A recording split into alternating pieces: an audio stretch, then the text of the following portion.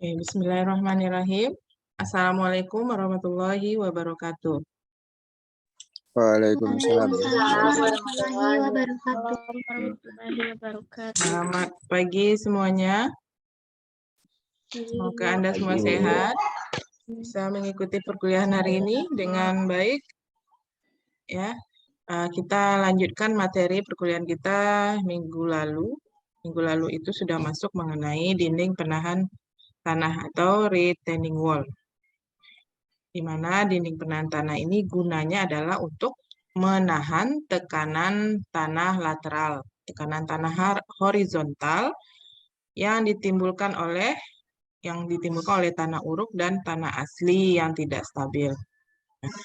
Jadi ada beberapa tipe dinding penahan tanahnya, yaitu yang pertama ini tipe dinding grafiti. Ini ada susunan batu bekali ya. Nah, kemudian ada dinding semi grafiti yang lebih ramping daripada yang grafiti. Ini bisa dari beton bertulang. Kemudian ada dinding cantilever, ya. Dinding cantilever hampir persis mirip seperti T gitu ya. Nah, ini slabnya itu dasar pondasi dinding penahan tanahnya itu seperti huruf T seperti ini. Nah, kemudian ada lagi dinding counterfort. Nah, counterfort ini ya pakai penyokong. Nah, ini penyokongnya. Artinya ada penyokong di setiap panjang bentang dinding penahan tanahnya. Oke. Nah, dalam menghitung stabilitas dinding penahan tanah, Anda harus mengetahui dulu gaya-gaya apa saja yang bekerja pada dinding penahan tanah. Ya. Nah, jadi dinding penahan tanah itu memiliki gaya yang bekerja yaitu dari berat sendiri dari dinding penahan tanahnya. Nah, berat sendiri dari dinding penahan tanah yang kita simbolkan sebagai W, ya. Nah, apakah dinding penahan tanahnya dari pasangan batu? Berarti kalau W berat itu adalah gamma dikali luas, ya. Nah, gamma berarti Anda pakai gamma batu dari dinding. Nah, apakah dinding penahan tanahnya dari beton? Nah, maka gamma yang dipakai dalam menghitung berat sendiri si dinding itu gammanya gamma beton. Nah, kemudian ada di belakang dinding penahan tanah ini juga ada tanah yang ikut membebani si dinding sampai ke ujung tumit si dinding ini. Nah, maka tanah yang di sini juga sebagai berat sendiri dari tanahnya. Maka dihitung juga berat sendiri tanahnya, yaitu gamma dikali luasnya, gammanya adalah gamma tanah.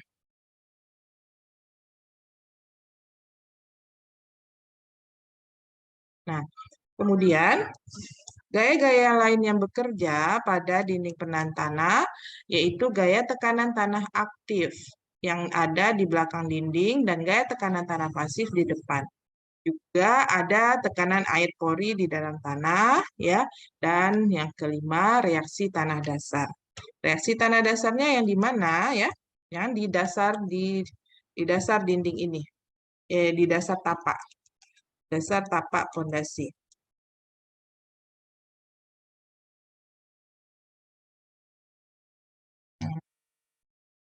Jadi dasar tapak fondasi ini, ya, di sini, ini tanah dengan tapak fondasinya itu saling bergesekan, ya.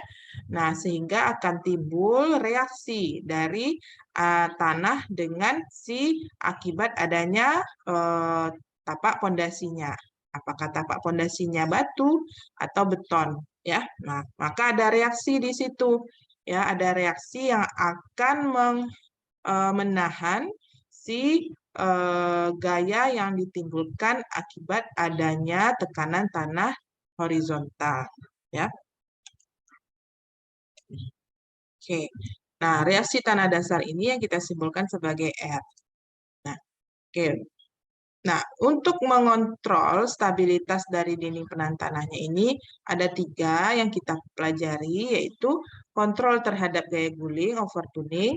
Yang kedua, kontrol terhadap gaya geser, runtuhan geser atau sliding failure. Kemudian kontrol terhadap kuat dukung, bearing capacity failure-nya, keruntuhan daya dukung tanahnya. Ya, jadi tiga ini harus aman terhadap gaya guling, geser, dan kuat dukung. Nah, kalau salah satunya tidak aman, maka desain dinding penahan tanah Anda belum bisa digunakan. Artinya kenapa? Karena dari analisis stabilitasnya masih belum memenuhi. Jadi di tiga kontrol stabilitas ini harus memenuhi semua. Stabilitas terhadap guling harus aman, geser harus aman, juga kuat dukung tanahnya juga harus aman. Ya, Nah, analisis stabilitas dinding penahan tanah ini kita tinjau terhadap apa? Yang pertama, faktor aman terhadap geseran dan guling. Yang kedua, tekanan yang terjadi pada tanah dasar pondasi itu harus tidak boleh melebihi kapasitas dukung tanahnya. Artinya, kemampuan si tanah harus lebih besar daripada tekanan yang terjadi pada dasar pondasi. Ya, nah dasar pondasi itu kan memberi tekanan kepada tanah ya. Nah, si tanah harus mampu, harus besar kapasitas dukung tanahnya. Yang ketiga, analisis stabilitas dinding penahan tanah ini kita tinjau dari stabilitas lerengnya secara keseluruhan. Itu harus memenuhi syarat. Nah, ini misalnya kalau di sini ada bidang lereng ya, bidang miring, maka bagaimana menganalisis stabilitas dari dinding penahan tanahnya. Kemudian bidang datar ya, bagaimana menganalisis stabilitas dinding penahan tanahnya. Nah, yang akan kita pelajari saat pertama ini, jika bidang permukaan tanahnya bidang datar. Ya, kita anggap di posisi bagian permukaan tanah yang datar. Di mana tanahnya itu dengan properties gamma tanah 1 ini dari batas permukaan tanah di sini sampai ke dasar pondasinya, tapak pondasinya. Nah, itu simbol tanahnya 1 ya, berarti ini gamma 1, P1, C1.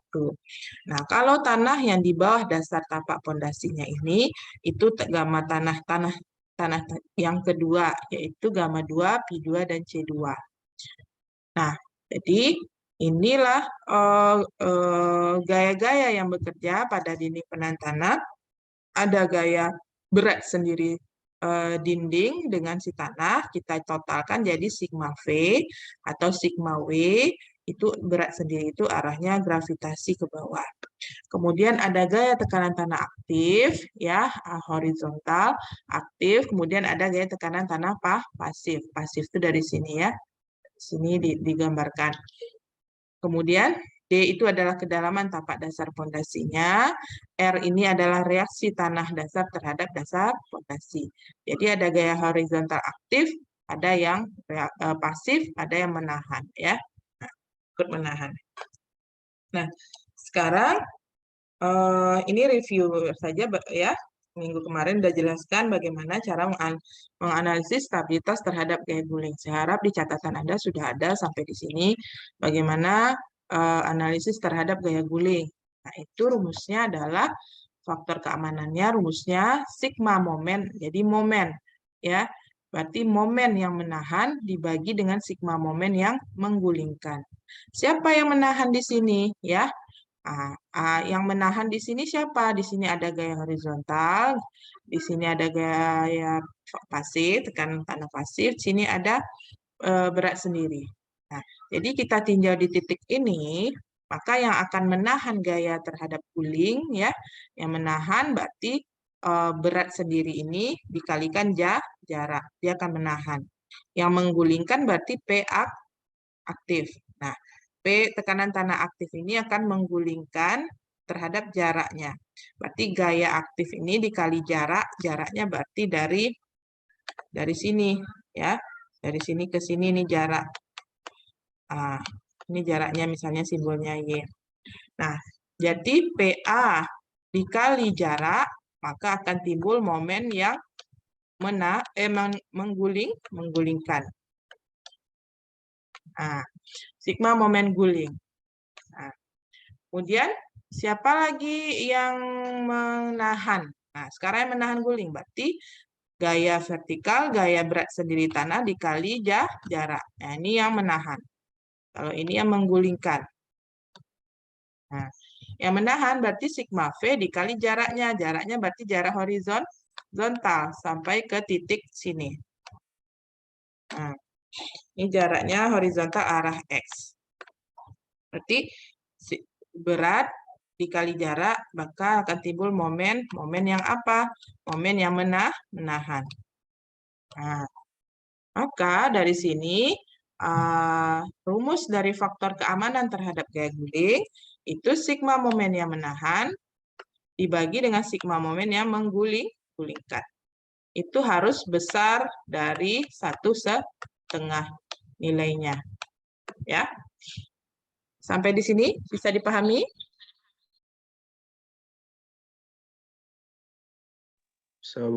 Bisa dipahami sampai di sini? Ada pertanyaan?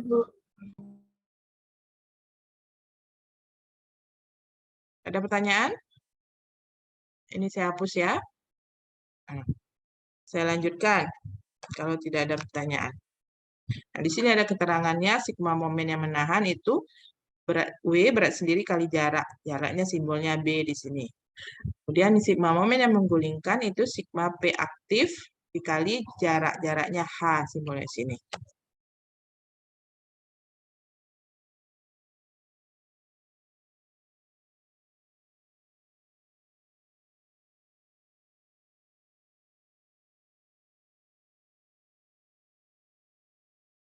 Oke. Sini keterangannya ada juga ya. Nah, momen itu satuannya dalam kilonewton meter, berat satuannya kilonewton. Nah, berat ini total dari berat tanah di atas fondasi ditambah berat sendiri dinding. Nah, berat sendiri dinding itu masih ingat ya, minggu lalu sudah saya jelaskan bahwa berat sendiri apa bentuk dinding penahan tanahnya. Nah, misalnya ini bentuk dinding penahan tanahnya, ini kita bagi-bagi areanya. Nih, ini kan trapesium ya, ini bisa kita bagi jadi segitiga dengan persegi panjang. Berarti bidangnya ada 1, 2, 3. Nah, Anda cari yang W1-nya dulu. W1. Nah, Anda hitung W1, terus yang kedua Anda hitung W2, kemudian yang ketiga Anda hitung W3.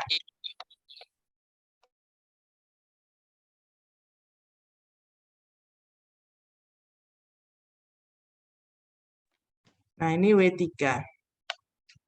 W rumusnya apa? Gaya gamma dikali luas. Ya. Nah, misalnya ini penantannya beton, berarti gamma beton kali luas, ini luasnya. Ya. Kemudian itu W3, W1, misalnya ini gamma beton kali luasnya berarti persegi panjang. W2 berarti gamma beton kali luasnya berarti segitiga. Dan jangan lupa di sini ada tanah yang juga ikut sebagai berat ya. Nah, ini misalnya dia bidangnya miring, berarti ini Anda bagi, ini 1 persegi panjang, 1. Berarti di sini tambah, sini ada W4, di sini ada W5. Tapi kalau bidang permukaan kita tadi kita pelajari yang datar ya. Nah, yang datar berarti tidak ada W5, cuma sampai W4. Nah, di W4 ini gamanya berarti gamma si tanah dikali luasnya. Nah, oke, itu menghitung gamma. Jadi semua menghitung berat. Jadi beratnya itu Anda totalkan semuanya. W1 tambah W2, W3, W4 Anda totalkan. Berarti itulah sigma W-nya atau sigma V. Nah, dapat sigma V, Anda kalikan jarak, maka dapat momen yang menahan guling. Ya, nah, yang menyebabkan guling si PA-nya ini. Anda hitunglah PA-nya, P aktif. P aktif ini akibat adanya si tanah saja, maka Anda gambarkan dari sini segitiga sampai ke sini. Ya, ini kalau bidang tanahnya datar ya. Nah, gambarkan P aktifnya segitiga, berarti tegang horizontalnya di sini gamma H K KA. Nah, sama caranya seperti yang lalu, P aktif itu luas dari segitiga ini, setengah kali alas kali tinggi, maka dapat P aktifnya. Nah, untuk mencari jaraknya, sama juga seperti yang sudah saya ajarkan, itu sama juga mencari momen jarak dari bidang segitiga ini. Kalau gambar distribusi tegangannya hanya satu gambar, berarti langsung saja titik beratnya adalah di sepertiga hanya. Ya. Nah, berarti Y-nya ini sepertiga dari H total. H total itu yang mana?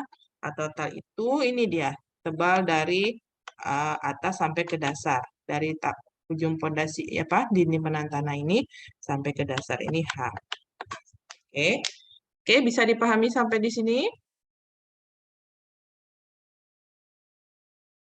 Bisa dipahami? Oke.